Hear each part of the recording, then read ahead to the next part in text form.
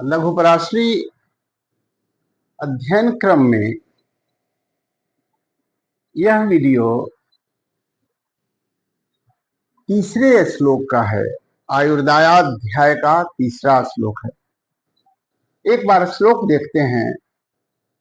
तेषां दशा विपाकेषु संभवे निधनम नृणाम तेषां असंभवे साक्षात् व्ययधीशा दशास्वपि।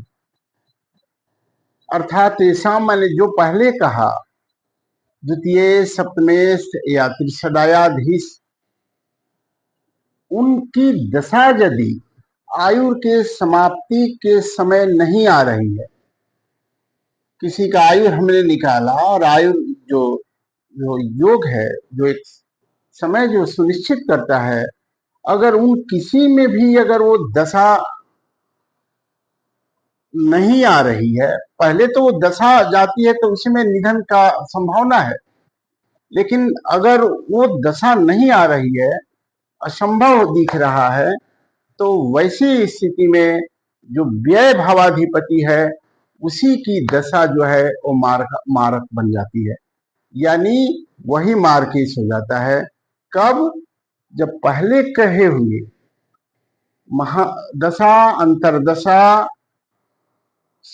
नहीं आ रहा हो आयु की समाप्ति के काल में, तो व्यय भावाधिपति ही मारक बन जाता है। अर्थात द्वितीय सप्तमेश की दशा नहीं हो, त्रिशदायाधिपति की दशा नहीं हो, तो वैसी स्थिति में जो ग्रह व्यय भाव का अधिपति होगा वही जो है वो जीवन का हानि कराता है। बहुत से ज्योतिषी जो हैं वो आयु की गणना करते हैं, लेकिन आयु की गणना का आजकल कोई प्रश्न ही नहीं पूछता। आयु जो है अपने क्या बोलते हैं, अपने स्वास्थ्य की देखभाल, अच्छे कर्मों के प्रभाव से आयु बढ़ते चला जाता है, और श्लोकों के आधार पर भी ये भी कहा गया है कि आयु की वृद्धि होती है अच्छे कर्मों के द्वारा। इसलिए ये विचारणीय विषय उतना महत्व का नहीं रह जाता है। तथापि शास्त्र ये कहता है कि भाग्य वगैरह जो कुछ भी आप बतला रहे हैं आगे के जीवन, ये सब जीवन के ऊपर ही आधारित है।